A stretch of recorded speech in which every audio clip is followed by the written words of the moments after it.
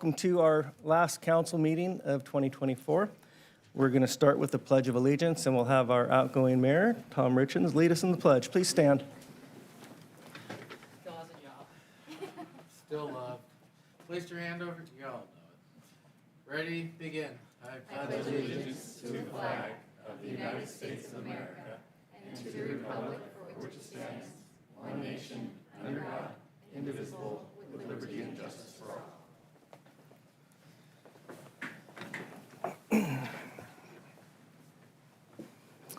All right, now we're going to convene open session. At this time, I would like to call the meeting to order. Individuals wishing to address the city council are requested to complete a speaker card and deliver it to the city clerk staff prior to the item being heard by the city council. Please observe a 3-minute limit for communications, and once called upon to speak, please state your name and city of residence for the record. There was a revision to agenda item 10.1, and that revision was made to exhibit 12. There are no proclamations, recognitions, or presentations tonight. We have our meeting minutes from our council meeting of December 4th. Ms. Edwards, are there any speaker cards from the public for the meeting minutes? Mayor, we do not have any speaker cards for the meeting minutes. All right, thank you. Do we have a motion and a second? I'll move to approve. Second.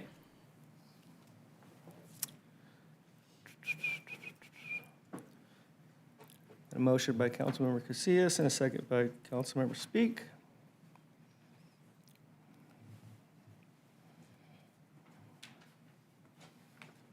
Yours come up yet? Yeah, it did. Mine didn't come up, Sylvia, so It's- I'm a yes.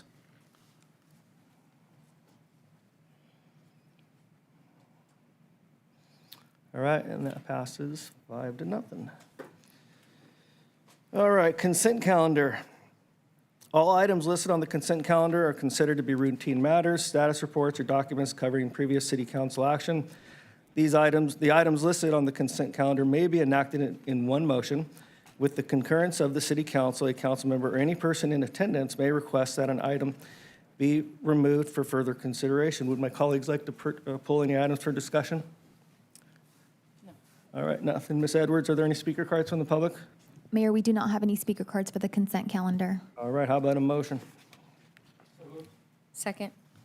Wes and Jackie. I'm still not coming up, but I'm a yes.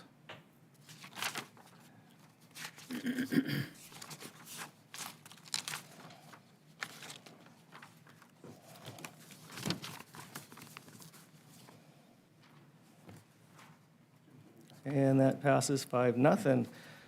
Communication from the public. This portion of the agenda is intended for general public comment on items within the council's jurisdiction that are not listed elsewhere on the agenda. Please note that state law prohibits the council from discussing or taking action on these items. Please observe a 3-minute limit for comments, and once called upon to speak, please state your name and city of residence for the record. Ms. Edwards, are there any speaker cards from the public?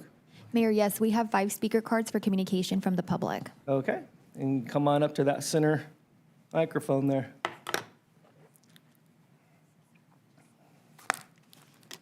Evening. My name is Grace Clark. My city of residence is Corona. As a CPA here in Corona and as a member of the Board of Directors for the Corona Chamber of Commerce, I speak with businesses on a regular basis and have many clients who are business owners here in Corona. When the closure of the McKinley Bridge was announced, the soonest we knew about it was just briefly before it was set to close. When our CEO, Bobby Spiegel, saw a sign on the freeway coming east from the 91 from LA.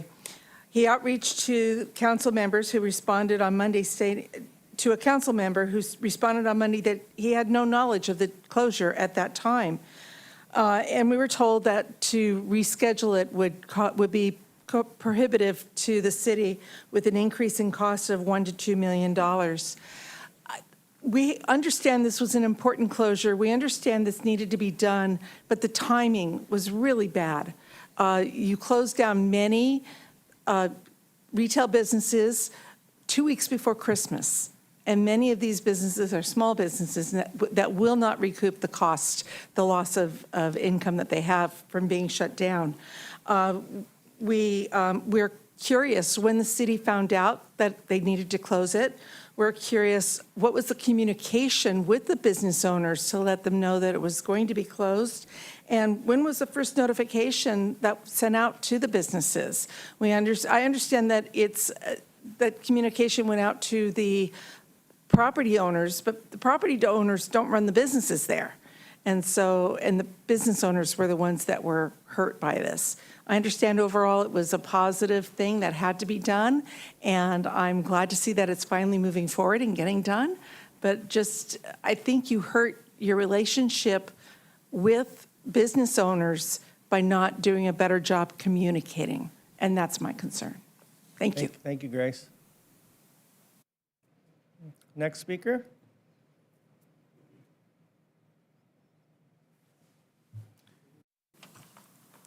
My name is Dean Safe. I'm a business owner here in Corona. I also serve on the board of the chamber, and I'm the past chair. Corona Chamber of Commerce is the voice of business. We help all businesses, not just members, and we strive to improve our city and community. I don't mean to beat the dead horse, but last weekend's closure of McKinley during one of the busiest holiday shopping weekends was a bad timing and truly not a good decision.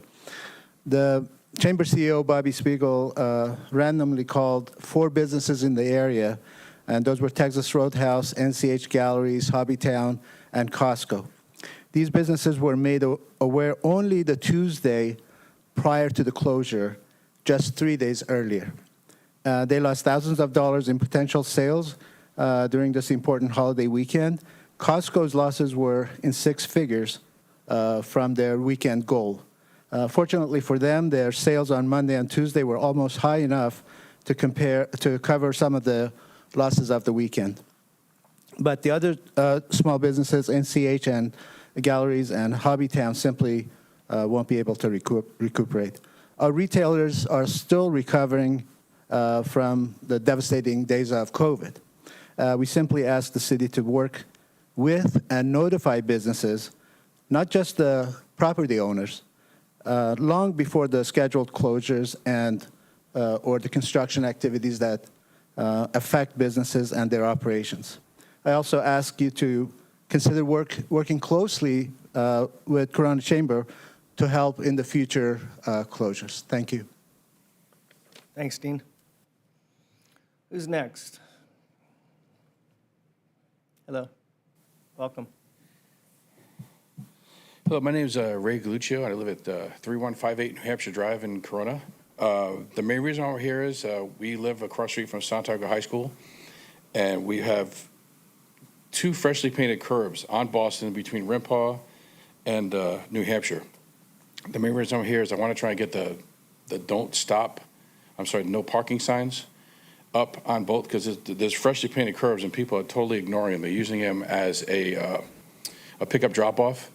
So when they double park by the red zones, what's happening is it's causing a bottleneck onto Rimpaw, which is possible accidents, kids almost getting hit by cars and stuff, jaywalking to come to where their parents are parking at.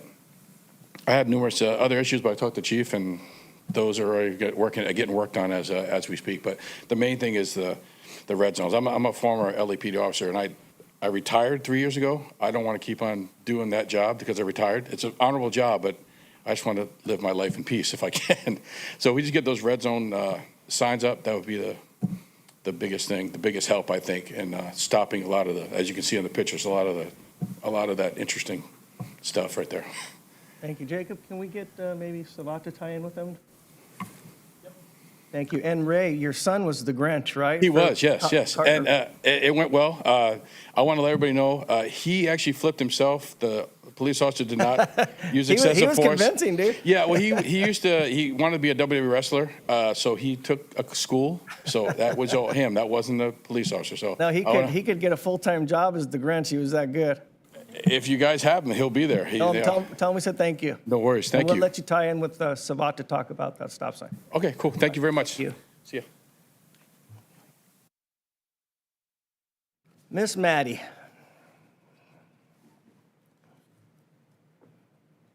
Paxton, 32-year resident of Corona. The first thing I just really want to say is thank you, Mayor Richens, for bringing a lot of levity to our council last year.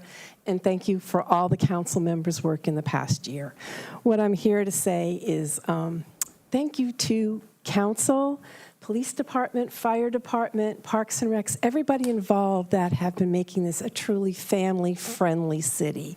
All the events that have happened in Halloween, the National Night Out, the tree lighting, the event this past weekend. When I start telling some of my friends about this in Orange County, they're like impressed. So I just want to say thank you for making this a really family-friendly, ending this year on a good note that Corona's getting to have a good reputation, and it's really nice living here. Good luck for next year, and happy holidays. Thank you, Maddie.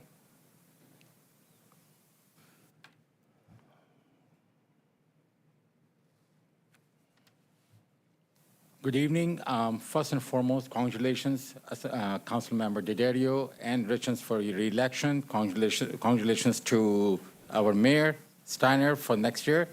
My name is Yusuf Bagani. I live in Corona for 25 years, and I run a nonprofit organization called For the People Task Force from the last 5 years in Corona. First, I want to thank City of Corona and everyone who's involved who helped us in the last 5 years in helping the community. So thank you very much. And we have a food drive this Saturday, 9 to 11, at the Corona City Hall parking lot right here. And we'd like to invite everyone who's in need. We're going to have a food for about 400 families. We have plenty of volunteers. What we're looking for is people in need. So if you know someone who's in need, come over. We are planning to have fresh vegetables, canned foods, and hopefully some toys as well for the community. So thank you for working with us, and I hope I'll see all of you on Saturday. Thank you. Thanks, Yusuf.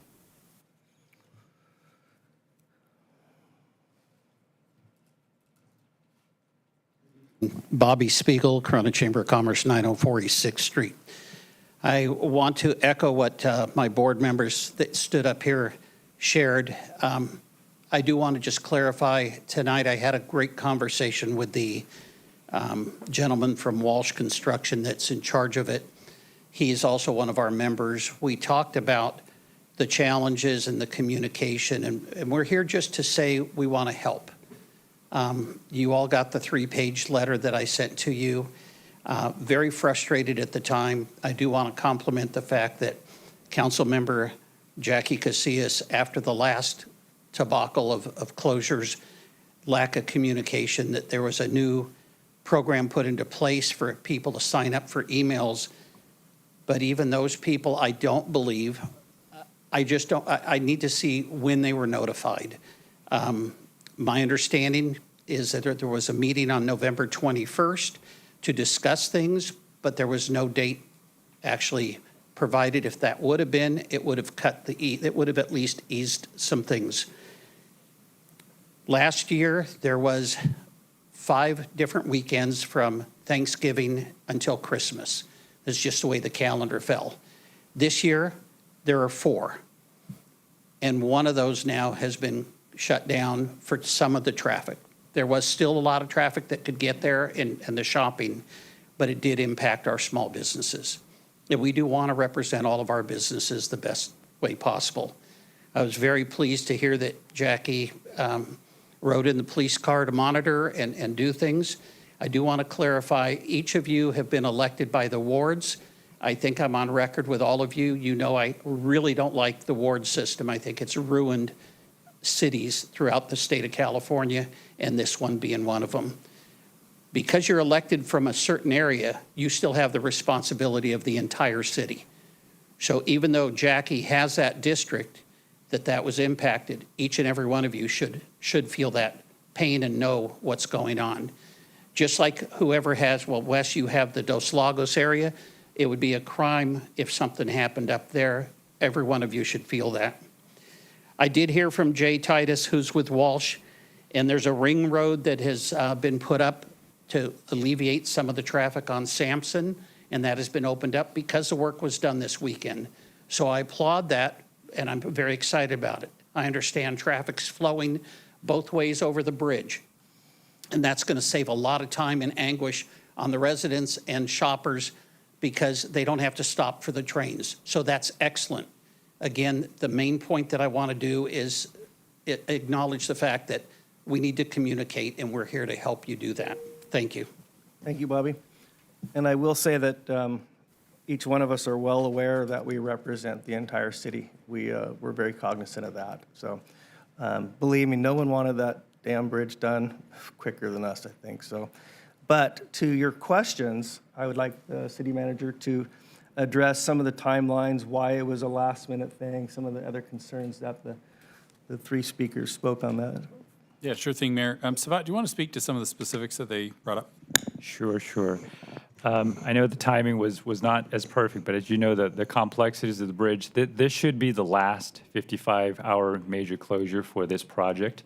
We're still going to have some other closures, but primarily the bridge is already in place and traffic is over the bridge. So a lot of the construction will take place with traffic allowing to flow through the area. So one of the reasons why the notification was so late is because we had to try to get a lot of the other agencies to get their approval, Caltrans being one of them. There was a lot of back and forth between Caltrans and getting their approval as well in terms of the closures and so forth. I know that we provided as much notifications as we could, as earliest as we could, probably as soon as Tuesday or Wednesday of last week. But then I know it's short notice, but it was just so much coordination with all the other agencies, with BNSF, and as well. There was one point in the past where we did provide a lot of notification, and it ended up where we had to cancel the closures as well. But we just wanted to make sure that we had all the permits in place before we provide that notification. Is there any other specific questions that anyone had? I just wanted to voice my frustration. I mean, as Jim said, I think we all want it done. I was upset that this kind of got sprung on all of us last minute. And frankly, the staff did a wonderful job of making sure it worked. I mean, Jackie was talking to all of us all weekend long. I think a couple of us had spent time out there. I was talking to several businesses that are out there, getting feedback from them and what they were doing. I think, frankly, what the staff did helped move traffic. And frankly, that I think if with a little more time and communication, we could have actually told the public that, yes, there's a closure, but we have these things in place in order for it all to work. So don't be afraid to go there, because it frankly worked, because we had people in the right places. And I think because of the compressed time schedule, that we didn't have a chance. We were too busy trying to get all these pieces together, and we left out what's really important, which is not just finishing the bridge. I think we all didn't want to wait till January for this closure, but at the same time, I think there's this, as my mother used to say, haste makes waste, and I think we rushed this. I don't know if we had any other choice. I voiced my frustrations with Walsh for a long time, and I will continue to voice my frustrations with them because this should have been done a long time ago. But I want to say thank you to staff. I know that they went above and beyond, both the PD being out there and directing traffic, and I know that Public Works staff was out there the entire weekend making sure things went really well. And from an operational standpoint, that part went really, really well. What I was saddened to hear was people had told me that they were staying away from McKinley because it was going to be a mess. There was a closure, and they were going to go to Lake Elsinore, or they were going to go to Chino Hills, or they were going to go somewhere else. And that's the part that hurt. I think that yes, hopefully this could have been avoided. I know it coulda, woulda, shouldas, or no one wins that game. And as you said, there's hopefully no more 55-hour closures, and we get to the end here sooner than later. So I appreciate it. Thank you. Anybody else? Yes. Go ahead. I just want to share the sentiment of frustration. I think all five of us were frustrated with the short notice, and we are all very eager to move forward and get that entire street moving smoothly. I don't want to minimize at all the impact that it made to the businesses. It's regrettable, and I'm really sorry. I am proud of what the team did to mitigate the flow of traffic. I was out there all weekend at different hours, and it ran smoothly. And I did see the parking lot was full, but again, I'm certain, and I take your word for it, that this made an impact on our businesses. So, this has been a very complicated project. I think we are all past due and ready to see it completed. Hopefully, this is the last closure. We've expressed that our eagerness, and I don't think no one is jumping for joy. You know what I'm saying about the situation and how it shook out. So please, Bobby, share with the businesses and your members that, we don't take it lightly, and we are sorry for the impact. And we hope to continue working with you in the future. Thank you. Yeah.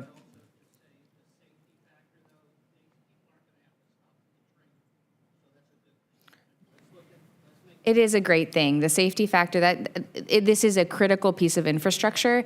This is why it's needed.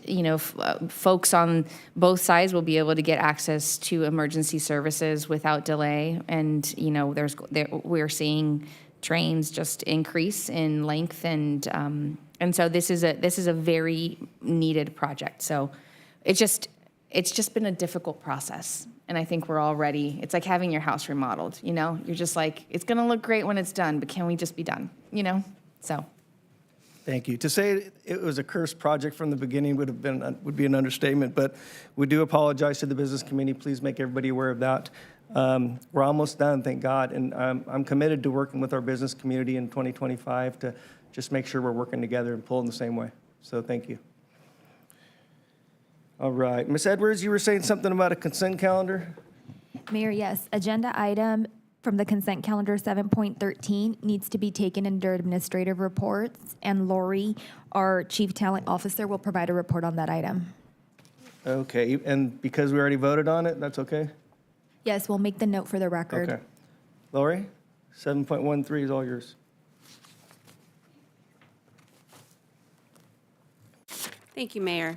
Yes, this is a resolution approving the appointment of a retired annuitant to an extra help position of Human Resources Specialist and certifying that the appointment is necessary to fill a critically needed position sooner than 180 days after the annuitant's retirement. So as the staff report notes, Human Resources is experiencing a critical number of vacancies at this time, and these vacancies impact our ability to support our organization's mission on a daily basis, and especially with regard to our ability to recruit and onboard new employees who are essential to the provision of services in our community. Fortunately, however, we do have a former HR employee who retired from us in July and is willing and available to assist us on a limited term basis. However, pursuant to the government code, because she retired from her position less than 180 days ago, CalPERS does require that the council consider this matter in an open session like this and make certain findings as to the critical need for this appointment, and you'll find that in your resolution. So with that, I would recommend that the council adopt the resolution, and I'm available to answer questions. Do my colleagues have any questions? We're very happy that Karen is coming back to help out.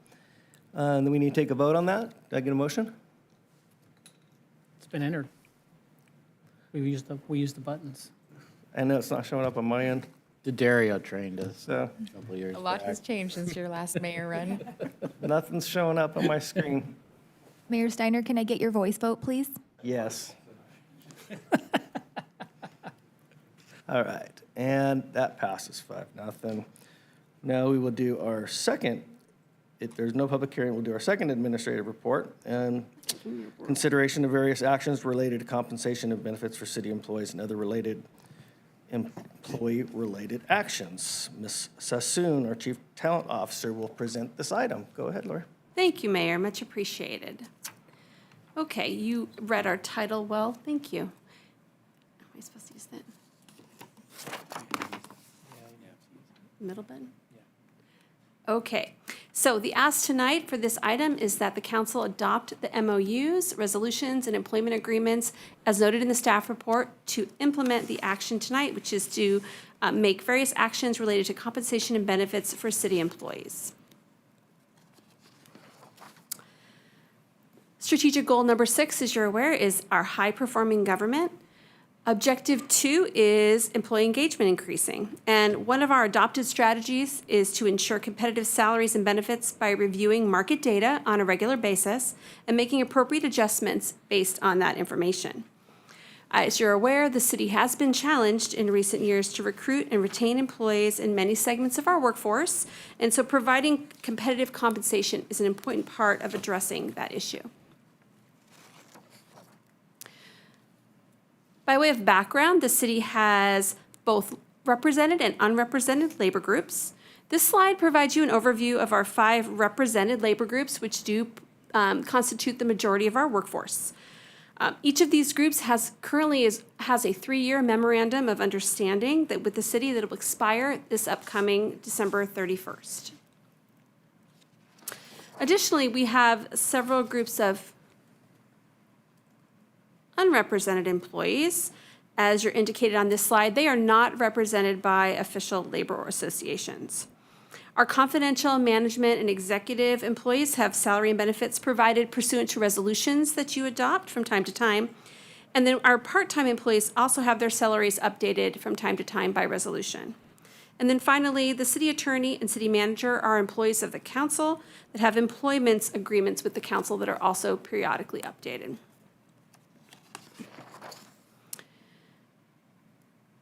This graphic is showing you a timeline of the steps that have taken to lead us up to this decision tonight. Back in early spring of this year, your team here began work to review the labor market data, receive direction from the council, and meet with the city's 5 represented groups to begin negotiations for new successor MOUs. Throughout this process, both our labor groups and your city team really collaborated at the table. I was honored to join them partway through, but I really got to see the level of collaboration that had already been happening. They spent a great deal of time reviewing information, really with the goal of making market-based adjustments to our compensation structure, while also focusing on fiscal sustainability. And both those things are really in keeping with your strategic plan. So I'm going to give you an overview of the key changes to our compensation information. This is all outlined in much greater detail in your staff report. First, the MOUs with the 5 represented groups. These are for new 3-year terms, so 2025, calendar years 2025 through 27. They include market-based adjustments to bring us closer to the labor market, and those adjustments are made over 2 years with a 3% COLA in year 3. We also have various types of adjustments to our cafeteria plan contributions, consolidating benefit tiers, so our newest hires receive the same benefits that our current employees receive with regard to certain types of benefits we provide, and then other miscellaneous changes and cleanup throughout the MOUs. And again, the staff report provides you more detail on that. With regard to our unrepresented groups, very similar changes there, consolidating those benefit tiers, same market-based adjustments to get closer to that labor market average.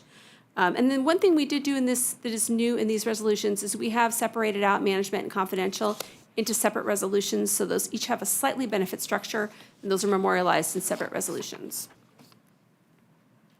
In addition to those actions tonight, we have several other actions before you. We do have amended and restated agreements with the city attorney and the city manager. Those do also include market-based salary adjustments and a deferred comp adjustment for the city attorney. Part-time salaries have been adjusted in the JIBE library resolution that you have before you.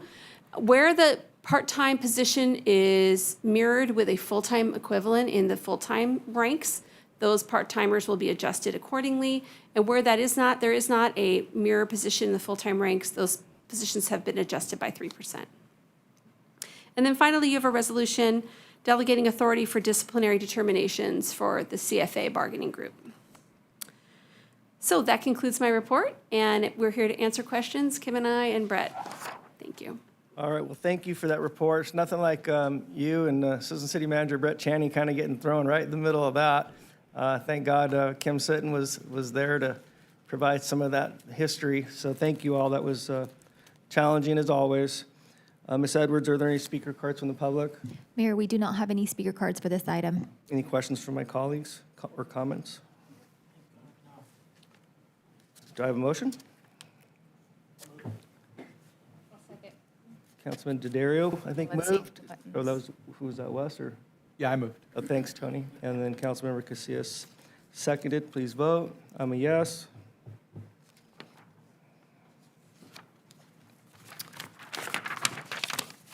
All right, that passes. Moving on to agenda item 11, legislative matters. Ordinance adding section 5.02.035 to chapter 5.02 of the Corona Municipal Code to require a fire inspection prior to the issuance of a business license, amending section 5.02.100. Do any of my council members want a staff report on this item? No. Ms. Jacque? No. All right, Ms. Edwards, are there any speaker cards from the public? Mayor, we do not have any speaker cards for this item. Any questions or comments from my colleagues? No. Fire is bad. Don't want fire. Fire is bad. Okay. Let's see. All right, do I have a motion? Wes makes the motion. He has to read it. Councilmember Casillas seconds. No. He has to read the motion, right? You made, yeah, you made it, Motion Wes. Go ahead and needs to be read it. read.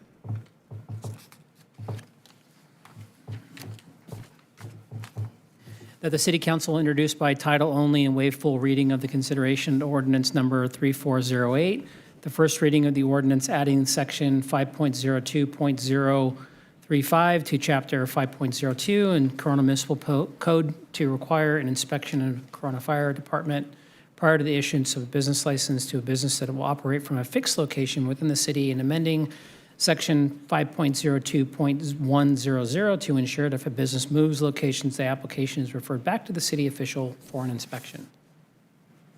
All right, thank you. Councilmember Speak, please vote. Mayor, can I please get your voice vote? Yes.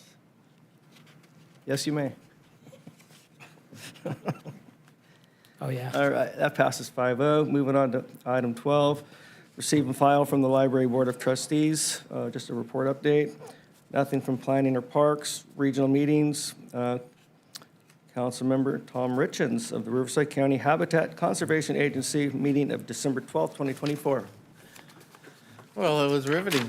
You're not going to believe it, but we're trying to save a rat. How unusual. And we talked about the rat. They're doing good. They're flourishing, and people are happy. So the environmentalists are happy. And that concludes my report, Mayor. That was riveting. Thank you. Councilmember Casillas, you're next with the Western Riverside Council. Let's just call it RCOG. How's that sound? WRCOG, yep. So just one thing, we continued the conversation about the commercial PACE program, and this has been like 3 meetings in the making, and we finally voted to increase the maximum bond authorization for the program, and to put in other like checks and balances to make sure that the full executive committee reviews any projects that are greater than a certain amount. So it was a robust conversation. It's all, really, truly all PTSD from the residential PACE program. And so all of the executive members are like, we need to tread very lightly.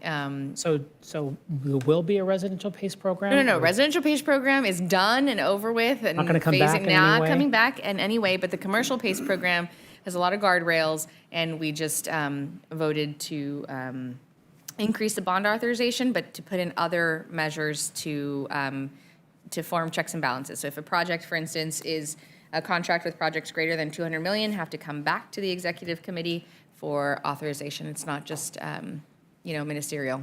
So anyway, it's a solid program. It allows for businesses to take part in, this energy conservation, and it provides some monies for WRCOG, and it's safe. So we're moving forward. That's it. Thank you for that update. Okay, then we have update from Wes Speak on the Southern California Association of Governments Transportation meeting of December 5th. Wes?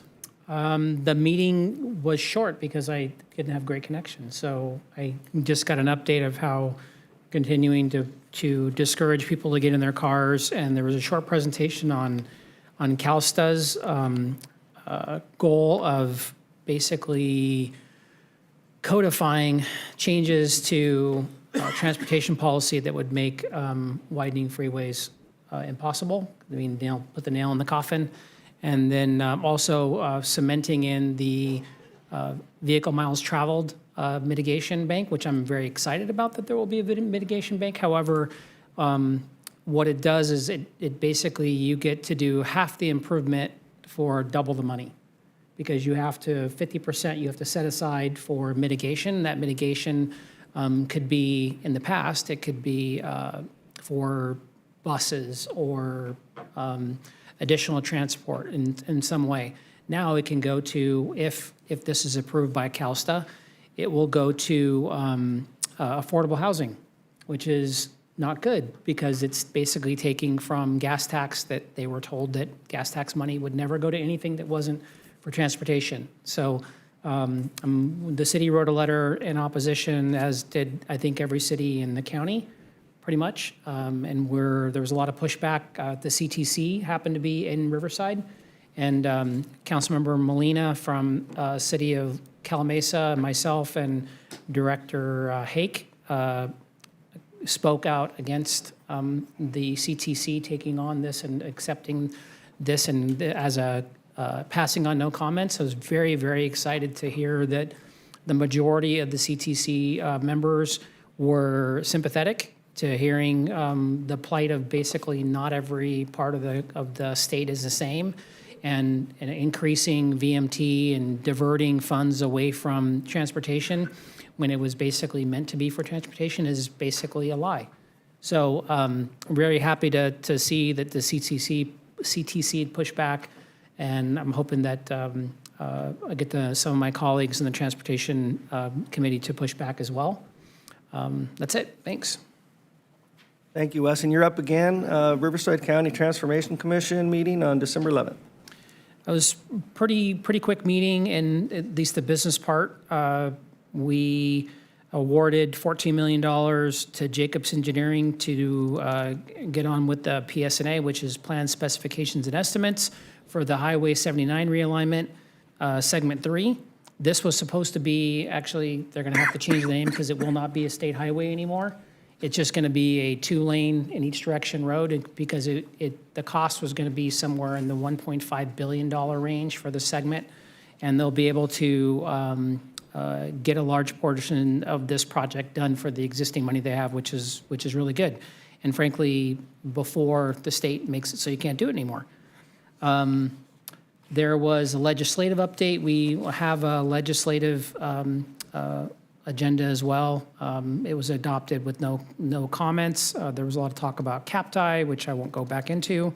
There was the election of RCTC officers. Supervisor Spiegel was named the chair, and let's see, Cathedral City Council member Raymond Gregory was the vice chair, and Jeremy Smith from the city of Canyon Lake will be the second vice chair. We have an executive committee members. I was reelected to represent the large cities, myself and Councilmember Berkson from Harupa Valley to sit on the executive committee. And I think that's it. Thank you so much. All right, we're at city attorney reports. Jamie, do you have anything? Nothing? Jacob, city manager reports? Mayor, real quick, it's the end of the year. It's hard to believe that we're already here again. And I just wanted to quickly say thank you. While we've had our fair share of challenges this year, it's been an exciting one, and I think and a historic one as well. And a lot of decisions and things have been put into place this year that will resonate for decades to come. I wanted to especially give a shout out to our leadership team here that you see tonight. Without these people and the teams behind them that make this happen, none of this would be possible, and I'm so grateful for their efforts. And also for all of you, for the support that we've received and for the direction and the decisions that have made all of this possible. So thank you so much. It's a privilege to be part of it, and just want to express appreciation for another great year. Thank you, sir. All right, item 15, city council member reports and comments. Ms. Edwards is going to present the 2025 city council meeting schedule for discussion. Ms. Edwards, are there any speaker cards on this? We do not have any speaker cards, but Mayor and Council, we are preparing the 2025 meeting agenda schedule, and we are seeking your direction for meeting dates that land on or near holidays. We are seeking directions for the meeting of January 1st. City Hall will be closed. July 16th and December 17th. For July and December, we usually go dark the second meeting of the month. Therefore, we are seeking council direction for these dates. Sylvia, what would be the first January meeting in 26 if we go dark on the 17th? 25, sorry. I'm a year off already. I mean, it's not going to land on July 1st again, where we got to cancel that too, right? For the first meeting, the second meeting in January? It'd be the second meeting, no, it'd be the first meeting in 2026, right? What's the last meeting of December 25? It would be December 17th. Okay, so when would the first meeting of January 26 We're be? pulling up the 2026 calendar. January 7th, okay, so that would be doable. Okay. You guys got any concerns with any of those dates? I don't want to come in on January 1st, No, me neither. 2025. You don't have to. I would think, just like this year, I think this was a dark day, but we ended up having a bunch of things to pass. So I'm fine with having it be a tentative dark with, if we have things to pop up that we do it. I'm fine with this. Any other comments? Mayor, I was thinking we could switch to weekly council meetings. You keep thinking that, all right? All right, I guess we're good. I was just wondering, wait, do we hold on. have, so we have the spring financial workshop, but do we have a date for the fall policy workshop? I don't think we have a date for that yet. That will be identified outside of the regular council meeting schedule, though. I like how we looked at Mr. Ellis, and then we looked at Sylvia, then we looked at Brett, and then everybody looked at Justin. It's instantaneous communication by sheer face. I like it. It was good. Yeah, it's pretty good. Huh? That's pretty impressive. So just to clarify, so the dates where we said seek council direction, we'll tentatively plan to go dark on those dates. Definitely good. for the first, tentatively, or no, definitely for the 16th, and then tentatively for the last one. And January 1st as well. Yeah. Yep. Okay. Thank you. Okay, now on to city council member comments. Do any of my colleagues have any comments? Go ahead, Tony. Yep, I just wanted to thank staff for all their hard work this year. We really appreciate it. And Mayor Steiner, I'm excited for your second term as mayor. Hopefully, not hopefully, there will not be another pandemic that you have to serve through, although you did so with a lot of grace and stoicism. But most importantly, I am excited for us to start demoing things in January and getting some things going that we've been planning for years and years and years, and finally starting to see some movement happen. And I know that nobody likes all of the planning, especially me. And I've been forbade from taking my own personal sledgehammer and starting on demo, but very excited that the new year will bring in some new landscape, or lack thereof landscape in some areas. So I'm very excited for that, and I wish everybody that's watching and here tonight a happy holiday season, and I hope you guys have a safe one with your families. I couldn't have said it any better. I want to say thank you not only to staff, but I know it's been a challenging year, but I want to say thank you to my colleagues, and thank you again to Tom.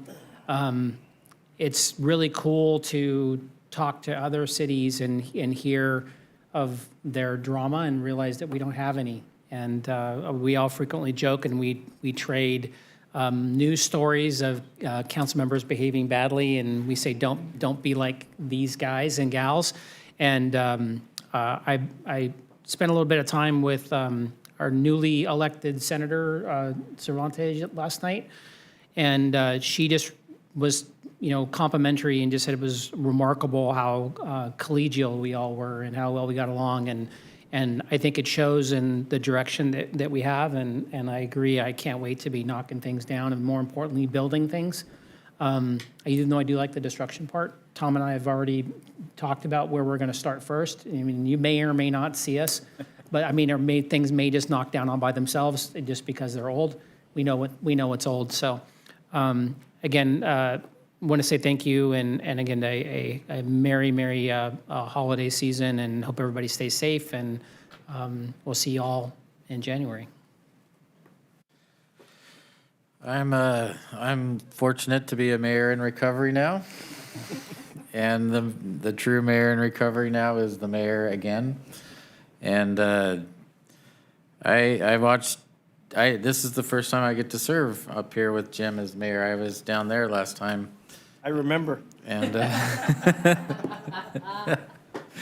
and I think I'm more excited to be up here this time. So congratulations, Jim, and I know you'll be, again, a wonderful mayor. Thank you. Jackie?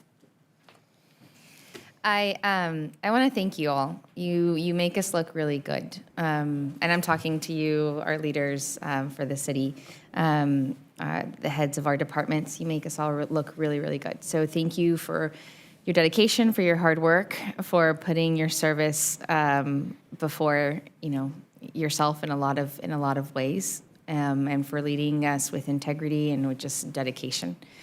And then Jacob, it's not by accident that you have such a great team. I think you deserve a lot of kudos for that. You're a steadfast leader, and we really appreciate. It's not easy to work with the five of us. We all get along, but we give him a really hard time. So thank you for your work this year. Looking forward to 2025. Thank you. All right, thank you. Before I forget, and Wes just reminded me, we wanted to thank Cynthia Lotta, who is retiring. And I don't know if we're going to get a chance to see her, but Cynthia is, she's amazing. We're losing some incredible institutional knowledge, and I feel very bad for the person that has to fill her roles. Some sadder news, I wanted to acknowledge our city clerk, Ms. Sylvia Edwards. Her father-in-law just passed away. And on behalf of the council, we wanted to send you our condolences and our love to you, to your husband Brandon, and the entire Edwards family. So we want to close tonight in memory of Michael Edwards. So just please pass on to your family.